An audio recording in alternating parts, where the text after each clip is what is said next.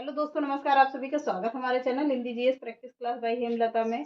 आज हम लोग क्या पढ़ेंगे? हिंदी साहित्य चल रहा है। हिंदी साहित्य में कौन से राइटर चल रहे हैं? तुलसीदास जी चल रहे हैं।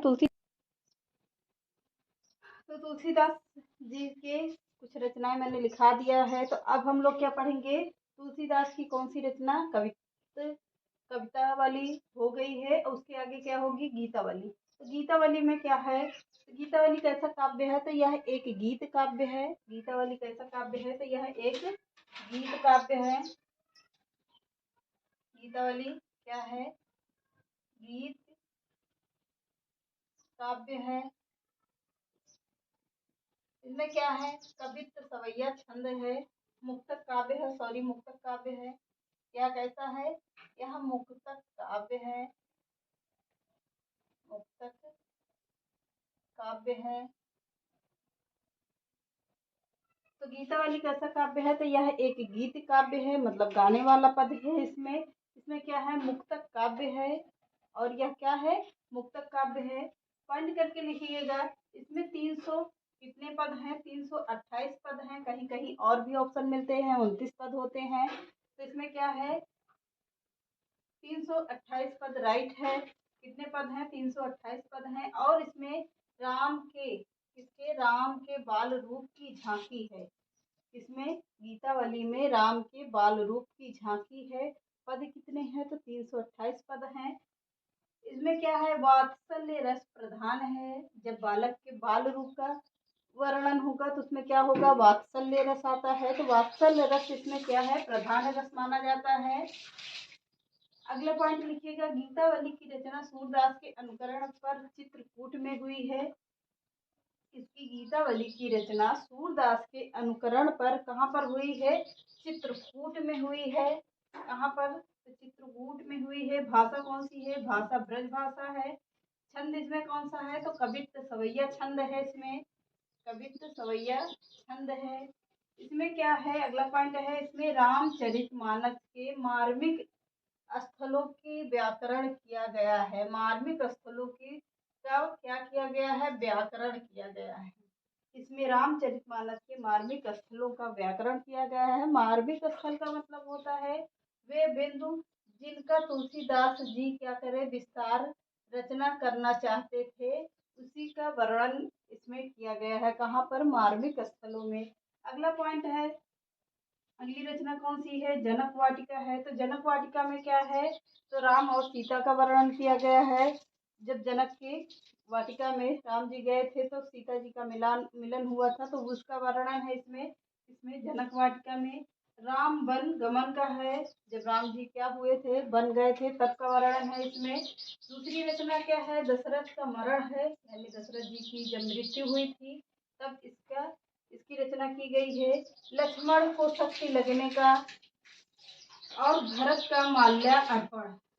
इसमें कितनी रचनाएं हैं? 5 रचनाएं हैं।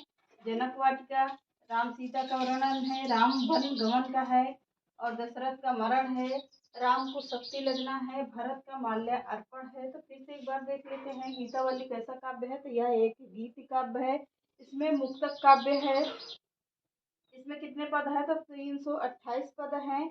और इसमें क्या है? राम के बाल स्वरूप की क्या है? झांकी है। बाल रूप की। इसमें कौन सा रस है? तो गीत काव्य में कौन सा रस है तो वात्सल्य रस है। गीतावली की रचना सूरदास के अनुकरण में कहाँ पर हुई है? चित्रकूट में हुई है। यही पूछा जाता है ऑप्शन की गीतावली की रचना कहाँ पर हुई है। ऑप्शन रहता है ब्रज में, मथुरा में, इलाहाबाद में या चित्रकूट में। तो कहाँ पर हुआ है? तो चित्रकूट को विशेष ध्यान दीजिएगा। भाषा कौन सी है? ब्रज भाषा है। छंद कौन सा है? तो कवित्त सवैया छंद है। इसमें क्या है? रामचरितमानस के मार्मिक स्थलों का व्याकरण किया गया है। मार्मिक स्थल का क्या मतलब होता है? वे बिंदु जिनकी तुलसीदास रचना करना चाहते थे या विस्तार करना चाहते थे, उसी का वर्णन है। फिर कौन सी रचना है? जनक वाटिका, राम सीता जी का वर्णन है, राम वन गमन है, दशरथ का मरण है, लक्ष्मण को शक्ति लगना है, और क्या है? भरत का माल्य अर्पण है। इतनी रचनाएं इसमें हैं। आगे देखते हैं। अब हेडिंग क्या डाल दीजिएगा? अब हेडिंग पढ़िएगी गीतावली, दोहावली। दोहा वाली हेडिंग डाल लीजिए। अगली रचना कौन सी होगी? तुलसीदास की दोहा वाली है। एक बार इसको विस्तार से लिख लीजिए, फिर शॉर्ट में करके पूरा एक तरफ से तुलसीदास की रचनाएं लिखवा देंगे आप लोगों को। कौन सी रचना है? दोहा वाली। यहाँ से प्रश्न बनते हैं, इसलिए आप लोगों को थ्योरी में तो पूरा पढ़ाना ही पड़ेगा। तो क्या है? दोहा वाली।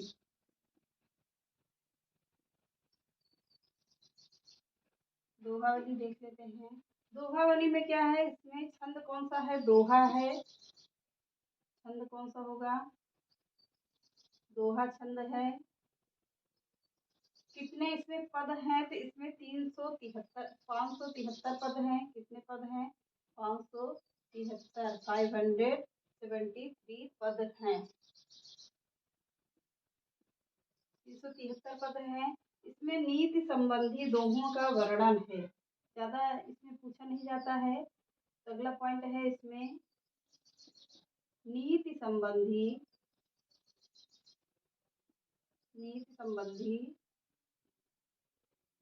क्या है? इसमें नीति संबंधी दोहों का वर्णन है। दोहों का वर्णन है। अब अगली रचना कौन सी है? कृष्ण गीतावली। हेडिंग डाल लीजिए क्या? कृष्ण गीतावली। एक बार देख लेते हैं दोहा वाली में कितने पद हैं, इसमें कौन सा छंद है? तो दोहा छंद है। कितने पद हैं? 573 पद हैं। इसमें क्या है? नीति संबंधी दोहों का वर्णन है। अगली रचना कौन सी होगी? कृष्ण गीतावली। हेडिंग डाल लीजिए, इसमें ज्यादा नहीं पूछा जाता है। कृष्ण गीतावली। कृष्ण गीतावली होगी। अब इसमें लिखिएगा भाषा कौन सी है इसमें?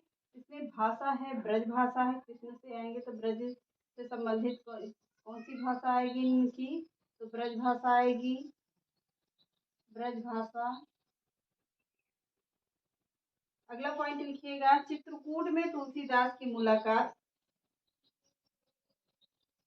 चित्रकूट में तुलसीदास की मुलाकात। तुलसीदास जी की मुलाकात किससे होती है? सूरदास से होती है। मुलाकात सूरदास से होती है। सूरदास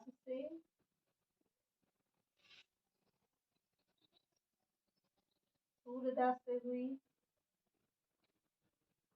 किससे? सूरदास जी से हुई।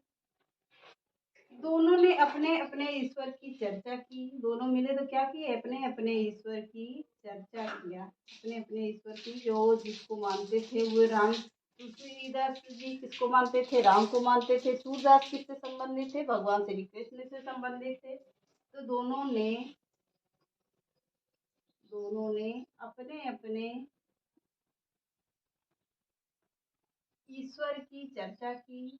अपने अपने ईश्वर की चर्चा की। ईश्वर की चर्चा किया। अगला पॉइंट लिखिएगा इसमें कृष्ण भक्ति का वर्णन है। कृष्ण गीतावली में किसका है? कृष्ण भक्ति का वर्णन है। इसमें कृष्ण भक्ति का वर्णन है। भक्ति का वर्णन है। अगला पॉइंट लिखिएगा इसमें भ्रमर गीत परंपरा भी है। इसमें भ्रमर गीत परंपरा भी है। परंपरा भी है। अगला पॉइंट लिखिएगा इसमें 61 पद हैं। इसमें 61 पद हैं। 61 पद हैं। अब क्या है? कृष्ण गीतावली में क्या है? कृष्ण गीतावली में किसकी चर्चा की जाएगी? भगवान श्री कृष्ण की चर्चा की जाएगी। तो कृष्ण गीतावली किसकी रचना है? तो यह सूरदास की रचना है। तो भाषा कौन सी है? ब्रज भाषा है। चित्रकूट में किसकी मुलाकात होती है? तुलसीदास जी की मुलाकात किससे होती है? सूरदास जी होती है। तो दोनों ने मिलकर क्या किया था? अपने अपने ईश्वर की चर्चा किया था दोनों ने। तो अगला पॉइंट लिखिएगा, इसमें कृष्ण भक्ति का वर्णन है। कृष्ण गीतावली में श्री कृष्ण भगवान की भक्ति का वर्णन है। इसमें भ्रमर गीत परंपरा है। अगला पद है, अगला पॉइंट है, इसमें कितने पद हैं? तो इसमें 61 पद हैं। अगली रचना लिखिएगा, बरवे रामायण। कौन सी होगी? बरवे रामायण।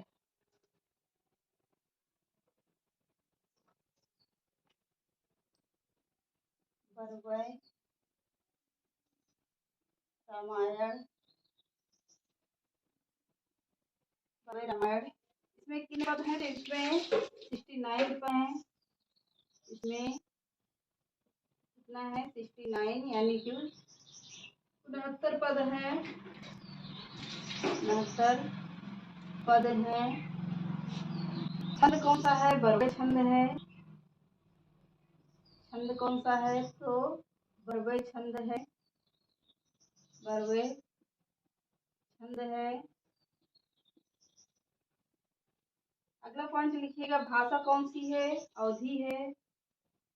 भाषा ठेठ अवधी है, मतलब शुद्ध अवधी भाषा है। इसमें ठेठ अवधी है। अगली रचना लिखिए, अगला पॉइंट लिखिएगा, विषय क्या है? विषय में है, बरवे रामायण में राम भक्ति है। विषय क्या है? इसमें राम कथा का वर्णन है। राम कथा का वर्णन है। तो बरवे रामायण में कितने पद हैं? 69 पद हैं। कौन सा छंद है? बरवे छंद है। भाषा कौन सी है? ठेठ अवधी भाषा है। विषय क्या रखा गया है कि थीम क्या होगी? तो इसमें है राम कथा का वर्णन है। अब अगली रचना लिखिएगा, कौन सी? रामाज्ञा प्रश्नावली। छोटी सी रचना ये भी है, रामाज्ञा प्रश्नावली।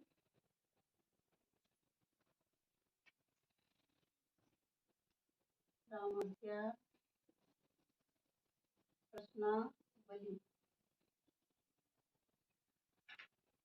अगली रचना कौन होगी? रामाज्ञा प्रश्नावली। यह एक ज्योतिष का ग्रंथ है। पॉइंट करके लिखिएगा, यहाँ एक ज्योतिष का ग्रंथ है। ज्योतिष का ग्रंथ है। अगला पॉइंट लिखिएगा, छंद। इसकी रचना तुलसीदास जी ने अपने, इसकी रचना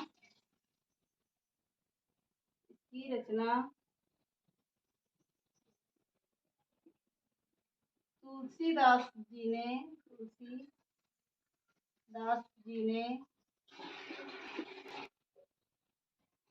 अपने मित्र राम गंगाराम, अपने मित्र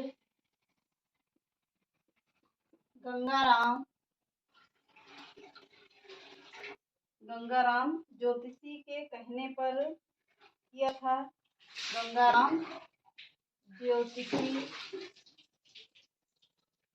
के कहने पर किया था। के कहने पर किया था। तो गंगाराम कहाँ के थे? तो यह काशी के थे। ये कहाँ के थे? तो ये है काशी के थे गंगाराम। अगला पॉइंट लिखिएगा, इसमें 7 कांडों में प्रत्येक कांड, इसमें 7 कांडों में, यानी कि प्रत्येक कांड में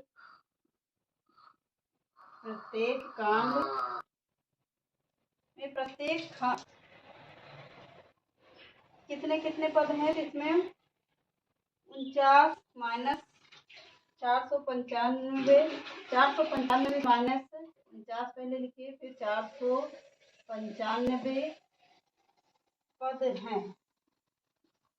ऐसे करके लिख लीजिएगा, कितने पद हैं? 49 माइनस 495 पद हैं। अब ये रहे कौन से? तुलसीदास। अब इनकी रचनाएं बहुत सी हैं, तो चलिए आगे देखते हैं। राम लला न छहु। अगली रचना कौन सी होगी? राम लला न छहु।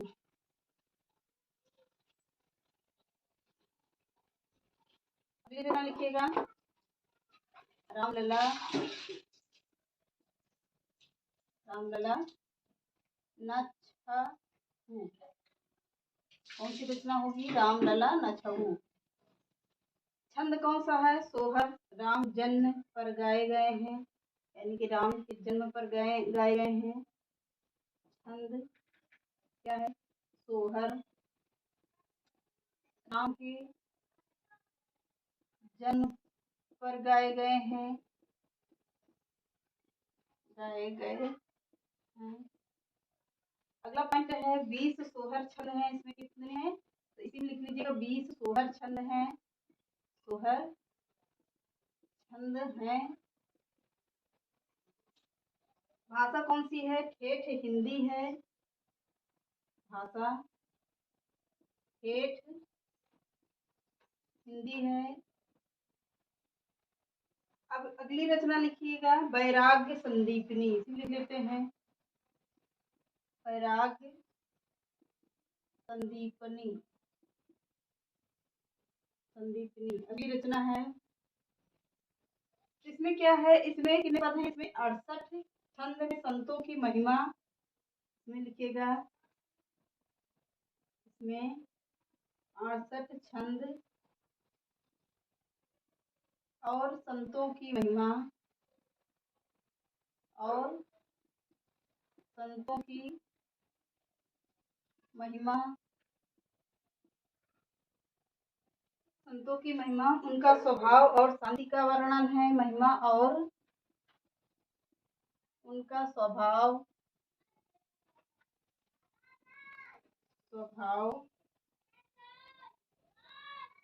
और शांति का वर्णन है। शांति का वर्णन है। शांति का वर्णन है। छंद कौन सा है? दोहा चौपाई छंद है।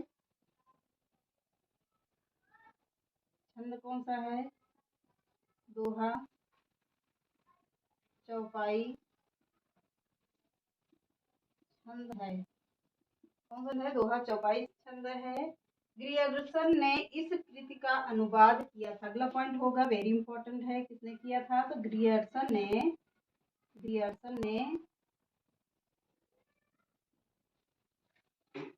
इस कृति का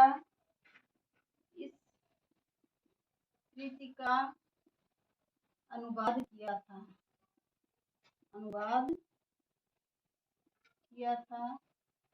किसने किया था? तो जॉर्ज ग्रियर्सन जो थे उन्होंने किया था।